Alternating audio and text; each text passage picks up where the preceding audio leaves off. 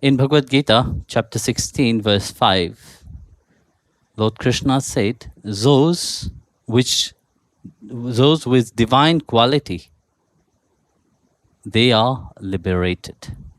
And those with demonic quality, they are stuck into the bondage. Then he said to Arjun, fear not, you are of saintly qualities, saintly virtues. When we observe this verse from the Gita, you see very clearly what you have to understand, because you see, without having the deeper understanding, we will just take it slightly. Oh, this is, how to say, good people, that is bad people. That the judgment and what will create it. That is also when you are seated here inside, you think that, oh, I'm a very holy person. Don't be misunderstood. Don't look only onto the external things, thinking that that person is holy. No, or that the person outside is a bad person. This is a notion of very often people think like that. Especially spiritual people, they think that they are more superior. They think that because they have a certain way of life, that God is obliged to love them. You understand? Yeah. No. Don't be fooled by the external fantasy of spirituality also, because God doesn't look at these fancy things of the outside. God look what you have inside. When you perceive that what you have inside is that true longing for Him, then all that automatically He will give Himself, no? Automatically He reveal Himself. When we analyze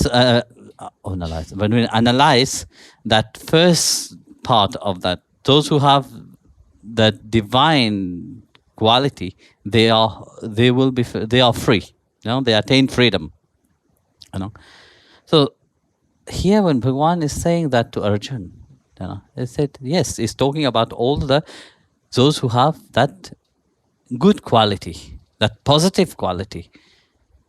Automatically you see clearly, but when you have a certain positivity inside of you, you are free. You don't feel dull, you don't feel unhappy, you are really living life. You have that joy who reflect through you. But that arises when you have that all the good quality inside of you. So this positive quality, which Bhagavan Krishna is saying to Arjun, that what is a devotee. Don't misunderstood that all the devotee who reach there, because see, people will think that, oh, if I'm practicing my spirituality, I'm doing my religious, my prayer, I have my head with full knowledge, all the stuff, I will be liberated. I'm counting myself as these holy people, who will be free, who is free, No. This is a misunderstanding, but very often when we look at this verse throughout the Gita itself, you will see Bhagavan Krishna talk about when someone have transcend that mental agony. That's why you see when he said to Arjun, grieve not. Why? It's very interesting to see that part itself, when he said grieve not, automatically when you heard this verse, in your mind, what is happening? Even here, which part I am? Which one I am? Am I in the first one or in the second one? Isn't it? So here he gives the assurance to Arjun that you don't need to bother about that. You have taken shelter to me. You have surrendered to me. You are of a saintly quality. So you don't need to bother about that. So that mental agony, which part I am in, should not be there. But that mental agony happen very often into the spiritual path. You see, by constantly when you're observing yourself and then you're comparing yourself with others, that observing and comparing, it is self-condemnation. That's why it said those of demonic quality doesn't advance. So automatically, when you look at these virtues, you look at these two category of beings, one which is divine quality and those which is demonic quality. He's not talking about the demon that we are talking about, what you understand about demonic quality outside. What he's talking about, all the negative quality inside of you. Those which is negative in themselves, they self-condemn themselves. They self-judge themselves. And due to their self-judgment and their self-condemnation, they project it upon everybody else. Note that well, no? Because that is very interesting to what you have asked me. Because when we analyze ourselves, it is without any judgment. We are free from judgment. We are free from comparison. We are free even from seeing that, oh, I am good. How can you say to yourself, but I am good person? You can't say that. The moment you say that, it becomes a negative notion itself. And that's what people have to remove from their mind, because they are self-judging themselves by saying, yes, I'm a good person. So often you will hear that when you talk with people will say, why bad thing is happening to me when I'm a good person? What defines somebody is good? It is that mental state itself. It's not about seeing that, oh yeah, I am a good person, bad things should never happen to me. Often you see that. So, you see, when you go into the world, when you are into the world, it's very important to analyze yourself. Analyze which quality, each moment of your life, what is happening. In which state I am. I'm in the state of God consciousness or not. I'm in the state of, have I done something or not? The best way to have this self-analysis is to have a note. Write down all your good you have done and all the not good you have done. How you will know that is not good? Because you will feel it. When you have done something wrong, you will have that feeling inside of you. Look at it and know what you have to change. You see, I have seen outside people, people in the world, which is very lovely people. I say it often. I have met people which is not on the spiritual path, the most nicest. But I have met also the most wicked people being on the spiritual path. It's true. Look at, often you see that. Look at spiritual people. They are the first one to judge. No? Name it. God have incarnated so many times on this world to teach love to mankind. No? To remind of love. That's why I said love is God. No? Love is God. God is not that love that we express. No, it is that fullness of love itself. It's not a quality of himself. It is that love. He is the Satchidananda. And it is not one time he have come so many times. He have sent all his saints to remind of this love. But yet, people forget about that. They rather think of their own petty self. They rather think of their ego, the pride. That sentiment that when they don't have something. Why somebody else should have it? Why not I have it? So, how would one be free when you are continuously self-condemning yourself? by inside your mental state thinking, oh, I am a very holy person, I'm a very important person, I'm a very great person.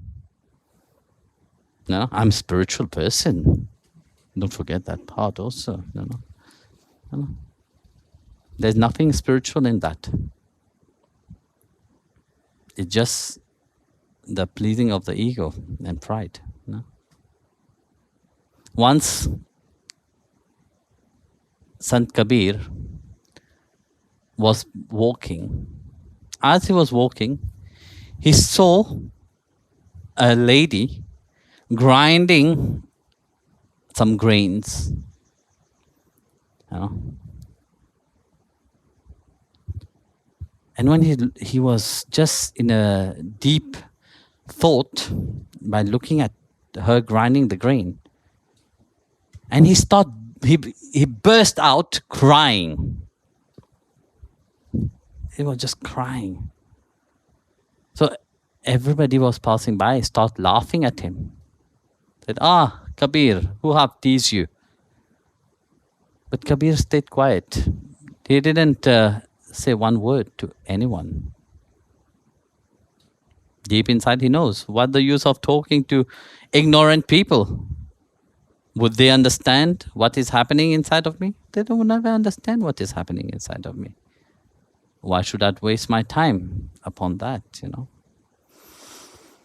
So Kabir was in that state, and the people were just passing by and making comments upon him.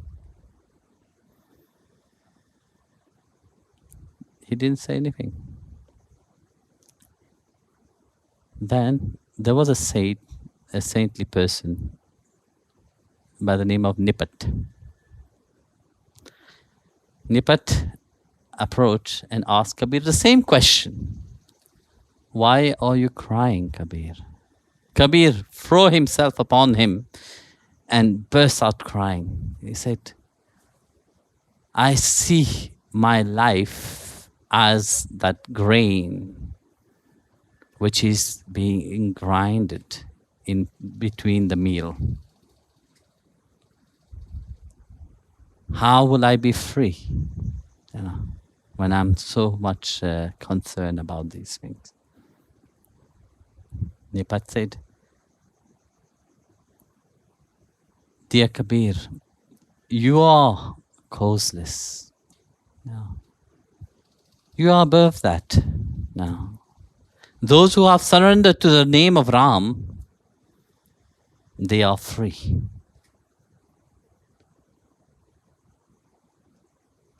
Then Kabir said, without the grace of Guru, I am like a corpse. I am a lifeless body. Without Guru's grace, I can't do anything. Then you know this, he went to Ramananda, stood outside, and he started calling for Ramananda. And Ramananda said, oh, go away, Kabir. You know, I will never initiate you. You are a Muslim. How will I initiate you? You know? He didn't move. But those who have that longing deep inside of him, God arranged for everything. You know? Actually, Kabir was never not Muslim, no Hindu. You know, he was born in a lotus. He appeared on a lotus. And of course, one family who was childless, they found the baby. And it was a Muslim family. So he grew up. But that Ram Nam was calling for him. And he wanted so much to be initiated by Ramananda. Inside of his mind, he already took Ramananda as his guru. How to get the initiation? Then you see, he lie down in the steps but was going towards the Ganges. He lied down. He knew that Ramananda would be passing by there. And Ramananda, when he passed, he stepped over Kabir and he said, Ram, Ram. And he said, Ram, Ram. Kabir just stood up and said, today I am the most blessed one. I have been initiated by Ramananda. And with such bliss inside of his heart, he have received that divine name. He just took that Ram Ram as his Guru Mantra. And he said, Ram is the only one. I feel like Hanuman. Now my heart is just like Hanuman first time met Ram. This is how I'm feeling. And he went around saying, I am the devotee of Ramananda. He was not those kind of devotee who shyly, or very, how to say, no. They feel ashamed to say that they are following the spiritual path. Not that kind of devotee who said, oh, I'm following a guru. I feel ashamed to say that I'm following a guru. No, he was not that kind of devotee. He went in the public place and announced to everybody, I've been initiated by Ramananda. So when Ramananda was passing by, he heard Kabir saying that. He wanted to test Kabir. What he said? He went there and took a stone and hit him, said, when did I initiate you? He said, Ram, Nam have all the power. You have put your feet upon me. Then Kabir said, what proof do you have that I have initiated you? That when you got initiation from a saint, what proof do you have? The wind was my initiation. The birds and the sky was my witness. And now, seeing the blood ooling from his head, Ramananda saw that this Kabir is not just a normal gems. It's not just a stone like a normal stone. It's one of the most precious gems itself. That's what he saw inside of him. It's not a normal person. Understand what I'm saying right now. He put his hand and Kabir said, now everybody bear witness that he have initiated. So you see, life of those who surrender to God, like I said, is humility. Now, humility is not a virtue that you think about yourself. In humility, you forget about yourself. This is when that expression of love express itself and beam out through that person. That's what Krishna said. Those who have that divine quality, those who have ascent to that divine quality. That doesn't mean that somebody who doesn't reflect that, doesn't have that, can't change. Everybody can transform, but only when you abide to that divine nature inside of you. When you long for that divine nature to express itself, to manifest itself. And that divine nature, when it manifests itself, whether you are here, wherever you are in North Pole, South Pole, even if you are in hell, that divine nature will shine through. So it is not the place that remind you of the beauty of God. The whole nature itself, the whole world God have created. Why? For you to enjoy His presence, for you to forge this relationship, for you to get to know yourself and get to know Him and build your relationship with Him. It is not only here. This is just a building. That building which you have built inside, that temple which you have built inside of your heart, That's what you carry with you wherever you go. And this is that divine nature which prevailed through you. No? So that's what you have to do. Expression of that faith in each moment of your life. Expression of what you have inside of you, that light which is inside of you. Let it shine. Like Jesus said in the Bible, when you have a lamp, you don't hide it under the bed. You put it higher up and you let it shine. No? That love of what He have given to you, what you have cultivated, that what you are receiving, you can't hide it. But you let it shine for you. And remember, continuously forging your relationship with God at all time.